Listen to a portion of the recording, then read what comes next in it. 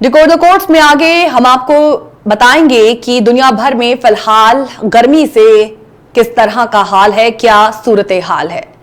विश्व मौसम विज्ञान संगठन कहता है कि यूरोप, एशिया और अमेरिका को झुलसाने वाली वैश्विक गर्मी की लहरें बदतर हो गई हैं, जिससे गर्मी से होने वाली मौतों का खतरा बढ़ गया है। चीन में भीषण गर्मी के कारण लोग परेशानियों का इस वक्त सामना कर रहे हैं, तो वहीं जंगल की आग और स्वास्थ्य चेतावनियों के बाद यूरोप के अधिकांश हिस्से लू की चपेट में हैं, जबकि एशिया और संयुक्त राज्य अमेरिका के कुछ हिस्से अत्यधिक मौसम की इस वक्त मार झेल रहे हैं। सबसे पहले आइए आपको रूबरू करवाते हैं गर्मी से बेहाल हुई दुनिया के कई भागों का क्या है हाल।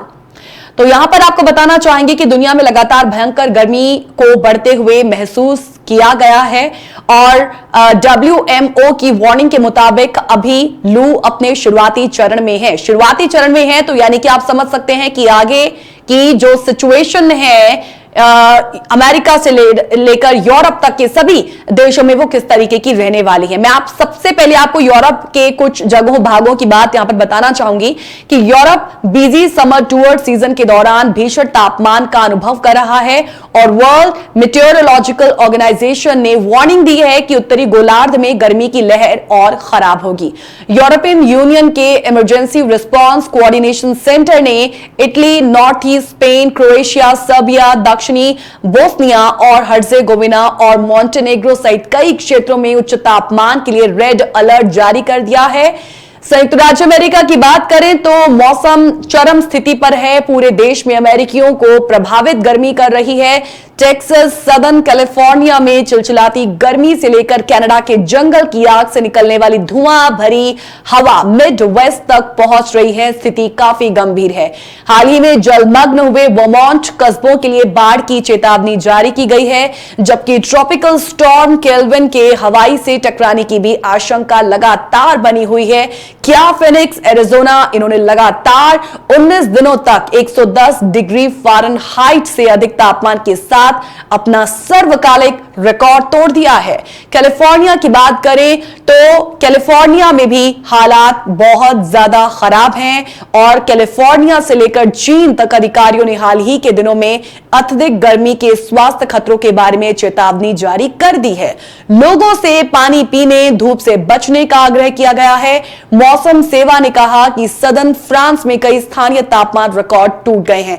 चीन की यहां पर थोड़ी सी बात बताना चाहेंगे कि इस साल देखिए राजधानी पेचिंग सहित उत्तरी चीन के कई शहरों और क्षेत्रों में भीषण गर्मी पड़ रही है। तापमान सामान्य से ऊपर है। पेचिंग, हवेई, थेचन आदि जगहों में रिकॉर्ड तोड़ गर्मी से लोग परेशान हैं। जून जुलाई महीने में देखिए कई बार पारा 40 डिग्री सेल्सियस को पार कर चुका है और इस तरह की गर्मी और लू चलना इन शहरों के लिए अब एकदम नया है। हालांकि यहां गर्मी पड़ती है, लेकिन इस वर्ष बहुत तेज और झुलसाने वाला मौसम बना हुआ है। पेचिंग और अन्य शहरों में गर्म मौसम के कारण रेड अलर्ट जारी करना पड़ा है और इसी से आप इन इलाकों में पड़ रही गर्मी का अंदाजा खुद लगा सकते हैं। एक और उत्तरी चीन में गर्मी परेशान कर रही है, तो वहीं दक्षिण चीन में भारी बारिश ने कहर ढाया हुआ है, जबकि पड़ोसी देश भारत के उत्तरी राज्यों में बारिश और बाढ़ ने तबाही कहर मचाया हुआ है। आखिर क्या है वजह कि हाल ही के कुछ वर्षों से कई देशों में एक्सट्रीम वेदर कंडीशन सामने आ रही हैं। कहीं बाढ़ आती है तो कहीं सूखा, तो कहीं भीषण गर्मी आदि। मौसम विज्ञानी इस तरह के मौसम के लिए ग्लोबल वार्मिंग को जिम्मेदार बता रहे हैं। यह पहला मौका नहीं है जब विशेषज्ञ इस तरह के वेदर की ये वजह बता चुके हों।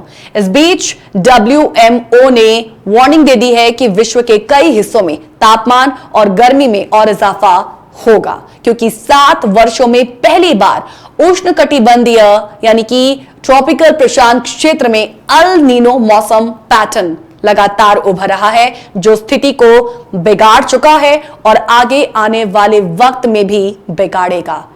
ग्लोबल वार्मिंग के प्रभावों की कड़ी याद दिलाते हुए संयुक्त राष्ट्र की विश्व मौसम विज्ञानी एजेंसी ने भी कह दिया है कि हीट वेव की प्रवृत्ति घटने का कोई संकेत नहीं दिखाती, तो इन घटनाओं की तीव्रता बढ़ती रहेगी और दुनिया को और अधिक तीव्र गर्मी की लहरों के लिए तैयार रहने की सख्त जरूरत है।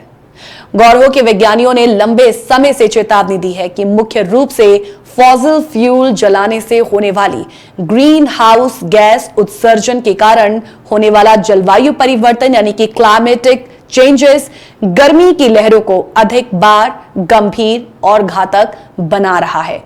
उनका साफ तौर पर मानना है कि क्लाइमेट डिजास्टर को रोकने के लिए सरकारों को अब इमिशन में भारी कमी लाने की जरूरत है। सिर्फ बात करने से बात नहीं बनेगी, एक्शन दिखना चाहिए। ये वो तमाम कोट्स जिनको आज हमने डिकोड द कोट्स में जगह दी है, आज हमने इस पर बात की है। इसी के साथ आप सभी से इजाजत लेना चाहेंगे, लेकिन जॉस हिंदी की बाकी प्रोग्राम के लिए stay tune with Josh Hindi. नमस्कार।